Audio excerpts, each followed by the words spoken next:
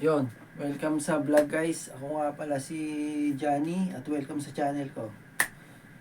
Um, so, ang topic natin today, ikukwento ko sa inyo kung paano ako na-stroke at anong ginawa ko para makarecover at sino mga tumulong sa akin, anong mga bagay na ginawa ko para maibalik ko yung sarili ko sa pagkaka-stroke at anong mga sitwasyon ko nung na-stroke ako at paano ako nakabalik bilang OFW so kwento ko na sa inyo. Bali, pakilala ko muna sarili ko. Ako si Johnny. I'm 38 years old. Nung na-stroke ako, nasa Japan ako noon. So, before nag-start ako mag-Japan is 2016. Uh, 2016 dati kasi bago ako before every 1 year na contract ko, umuwi ako ng Pilipinas, natatanggal yung mga bagay na stressful kasi alam niyo naman pag OFW tayo, stress, malungkot, walang kasama. So, yun, every year noon umuwi ako. So, nababawasan yung stress ko. Pero nung mga time na karoon ng COVID-19 yun 2020, 2020 nga, 2020, hindi na ako nakauwi. So, ang nangyari, nag-build up yung stress sa utak ko, sa sarili ko. Ang nangyari nun is, yun pa, hindi pa ako sumusunod sa mga sinasabi ng doktor noong mga panahon na yun. Kasi before, bago ako mag-abroad, meron na akong may medication na ako mataas na yung presyon ko, high blood na ako noon So ako dahil bata-bata pa ako ng mga time na yun, lang ako noon 30 33, hindi, 30 pala, sorry. 30 years old lang ako noon, mga time na yun. Siyempre ikaw, pag pumunta ka ng ibang bansa, adventurous ka, marami kang gustong puntahan, marami kang gustong gawin. So medyo adventurous tayo ng mga time na yon. Ginagawa ko noon, kumakain ako ng bawal, umiinom ako ng bawal, ah ah gumagawa ako ng mga bawal na kinakasama ng kalusugan ko. Ginagawa ko noon, kumakain ako ng mamantika, sobrang alat, patatamis. Masasarap kasi ang pagkain dito sa Japan Tapos yung umiinom ako ng alak, as in sobrang alak. Tapos yung energy drink, number one yung energy drink guys, tigil-tigilan nyo yun, bawas-bawasan nyo yun, or pwede wag na, i-zero nyo na yun, wag na kayong uminom ng energy drink. Kasi yun yung isa sa mga bagay na nakakatulong makabigay ng stress sa loob ng part ng body natin, organ natin yun Nakakatulong maka-develop ng stroke yun So ayun, mga kwento ko nga nung mga time na yun is nag-build up yung stress ko. Nung araw na yun na-stroke ako, ang nangyari nun, kumain ako ng bawal, nagpuyat ako, kulang ako sa tulog nun. Pagod na pagod ako sa work. Tapos may ginawa akong talaga nagpaputok ng ugat sa utak ko is yung naligo ako sa loob ng CR, ang ginawa ko, binuhusan ko agad yung ulo ko. Stress na ako noon. Kasi nagsama-sama na lahat ng maling setup sa akin. Stress, kulang sa tulog, mali ang kinain. Hindi pa ako uminom ng gamot sa high blood ko noon. Ayos, binasa ako yung ulo ko noon. So, ayun, talagang hindi na kinain ng katawan ko. Pumutok na yung ugat ko sa utak. So, sabi ko nga, napapikit ako noon Pagbuhos ko, syempre, pipikit ka. Habang binubuhusan ko yung sarili ko, siya na shower ko yung sarili ko pala. May narinig ako, pak! Sabi kong ganon.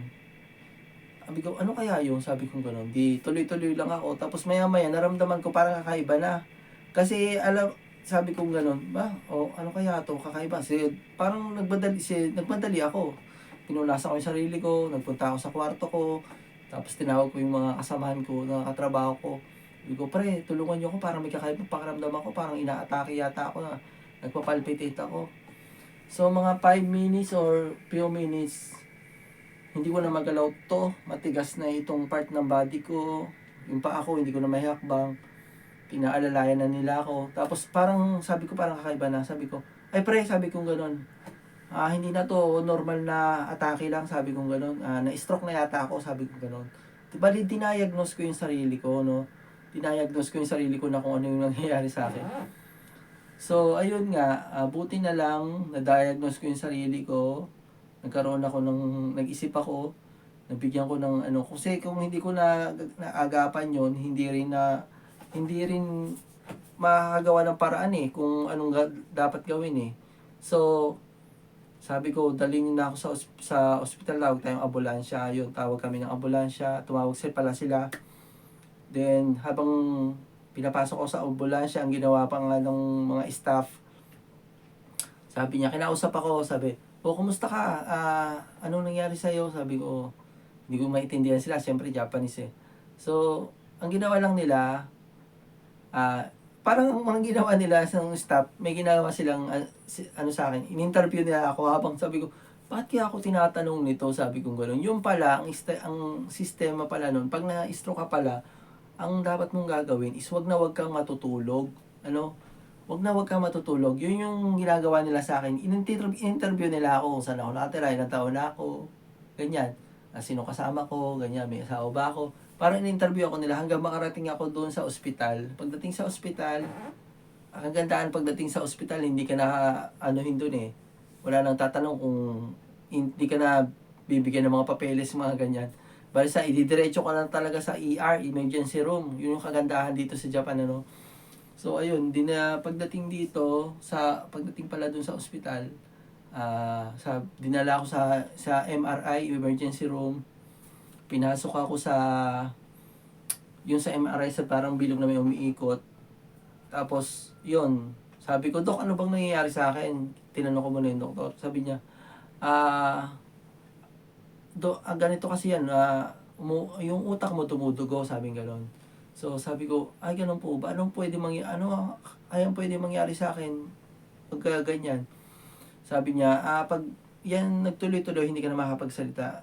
Yung pala, hindi niya sinabi sa akin na, pag yan nagtuloy-tuloy, mamamatay ka na. So, parang binigyan niya, kinumport niya pa ako sa ganong sitwasyon na hindi ka na makakapagsalita. Hindi niya sinabi sa akin, pag nagtuloy-tuloy yan, mamamatay ka na, hindi ka na mabubuhay. So, buti na lang, mabait talaga yung mga doktor dito sa Japan, As in, itatrato ka talaga nila parang pasyente. Hindi ka tulad sa, alam mo, sa Pilipinas, pag wala kang pera, hindi ka pasyente, So, sa Japan, ang gandahan ganun, pag talagang pasyente ka, itatrato ka nila pasyente. So, naka-thankful naman tayo.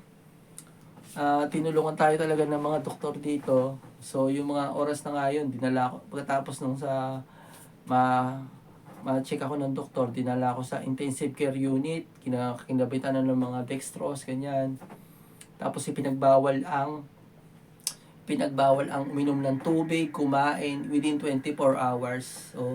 So ang sabi ko sa nurse, mga kinabukasan, kasi gabi ako nung na-stroke eh. Kinabukasan ng umaga, sabi ko, nurse, hindi nyo ba ako bibigyan tubig? Uho na ako, sabi ko ganun. Yun pala, bawal kang uminom ng kahit ano pag na-stroke ka. Bawal kang uminom ng tubig, kumain, yung ganun. Bawal pala yun pag na-stroke ka. So, buti natiis naman natin yung ganung bagay, walang inom ng tubig, walang kain ng 24 hours, uhaw na ako nun. So, yun nga, pagkatapos ng 24 hours, nilipat na ako sa regular room. At mga ilang araw pa nun, nakahiga ako, siguro mga 3 araw ako nakahiga. So, nag-decide ako na sabi ko parang ang hirap na higa lang ng higa. Nag-decide ako tumayo, yung pala, bawal pala yun. Pero pinili kong tumayo. So yung mentality ko noon sa utak ko na pag na-stroke ka, ilang araw lang makakatayo ka na. Hindi pala ganoon, bibilang ka pala ng ilang buwan, minsan taon pa. So nakatulong din yung mentality ko na yun, na makabangon ako, na gumaling ka agad. So kung may stroke ka pala, dapat ang iisipin mo is ganito. Pag na-stroke ka, iwasan mo mag-isip ng negative. Iwasan mo maging malungkutin. Iwasan mo maging mag-isa lang. Iwasan mo kumain ng mga bawal. Mga pinagbabawal na pagkain. Iwasan mo yan. Tapos gawin mo, pilitin mo mag-exercise. So, kung may pamilya ka na pwede kang kausapin, kaibigan, kausapin mo, iwasan mo maging mag-isa para yung utak mo maging ma-exercise sa pakikipag-communicate sa kahit sino. Importante laging may kausap, laging masaya, at iwasang mag-isip ng negatibo. Kung nasaan ka man o may nararamdaman ka man, dapat yun yung gagawin mo pag na-stroke ka, So, ayun nga, mga time na yon, pinilit kong tumayo sa loob ng ospital na napakahirap pala.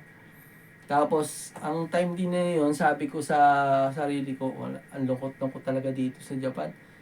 Ang sitwasyon ko, sabi nga sa akin ng employer ko, ano ba gusto mo mangyari? Huwag ka na lang umuwi.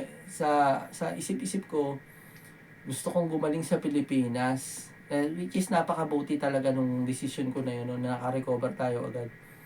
So, ang mabuti talaga pag na-stroke ka o may kakilala ka na stroke is kausapin mo siya, iwasan mo kung may nalulungkot ka o may iniisip siyang negatibo, huwag mo siyang pag-isipin ng gano'n. Dapat pag-isipin mo siya ng lagi masasayang bagay. Pilitin mo yung maging masaya siya. At pilitin yung maging pilitin mo, tatuhin mo siya na maging normal. Ikaw din naman kung na-stroke ka, gumawa ka ng paraan para maging normal. Mag-exercise ka, igalaw-galaw mo yung katawan mo, hanggang sa paunti-unti, wag mo lang bibiglain, hanggang maging normal na yung paggalaw mo. Siguro ang isa sa mga pwede mong gawin dyan is gawa ka ng gawaing bahay. Gumawa ka ng gawaing bahay. Tapos pag may ka na, paunti-unti yon, bago mag-isang taon, magiging normal na yan. Yung gawaing bahay, malaking bagay yun Tapos yung iwasan mo makipag-away, ganun. Basta negative na bagay, iwasan mo sa pag-iisip mo. Kasi kung anong iisipin natin, susunod yung katawan natin, So, ayun, gawa ka ng gawaing bahay. Yun yung mga ginawa ko noon nung katapos kong may stroke. Umuwi ako ng Pilipinas, na naka-wheelchair. Tapos, sa bahay lang muna, normal na gawaing bahay. Hanggang sa maging nakakagalaw na ako ng maayos. Pinilit ko nang mag-exercise, maglakad-lakad, mag-jogging. Sa unti-unti, ayun, naibalik ko yung kalusugan ko. Umiwas ako sa mga bawal na pagkain, inumin, kumain ng malulusog na masustansyang pagkain. Ayun. Hanggang sa unti-unti, na-realize ko pa unti-unti na parang kaya ko na magtrabaho. So, ayun, ibinalik ko yung sarili ko, yung mentality ko na kaya ko na magtrabaho. Nagtrabaho tayo pa unti-unti. Bumalik tayo sa pagtatrabaho. Siguro 6 na buwan na muna sa maintenance sa Pilipinas. Then, nag-decide tayo maging salesman. Nag-salesman tayo ng 1 taon. Hanggang sa mag-decide na talaga ako na sabi ko parang kaya ko na ulit ituloy yung pangarap ko sa ibang bansa. Ayun, nag-decide na akong bumalik sa Japan naman. Bumalik tayo sa Japan. Ayun, ito na tayo, karpentero na ulit tayo, trabaho na ulit. At pinagpapatuloy natin yung pangarap natin. So, kung ikaw nasa ibang bansa ka, may pinagdadaanan ka, malungkot ka, o nasa Pilipinas ka, malungkot ka, may pinagdadaanan ka. So, iwasan mong ma-stress, malungkot. Gawa ka ng paraan para maging masaya ka. At sana nakatulong yung mga sinasabi ko, yung advice ko sa inyo. At kung may time ka, please like and subscribe na lang sa ating video. Hit mo lang yung like and subscribe para makatulong pa na mag-develop itong ating channel para makagawa pa tayo ng mga bagay na nakakatulong sa mga OFW na nasa ibang bansa na nalulungkot. Thank you din sa time mo sa pakikinig. Please like and subscribe. See you guys. Thank you.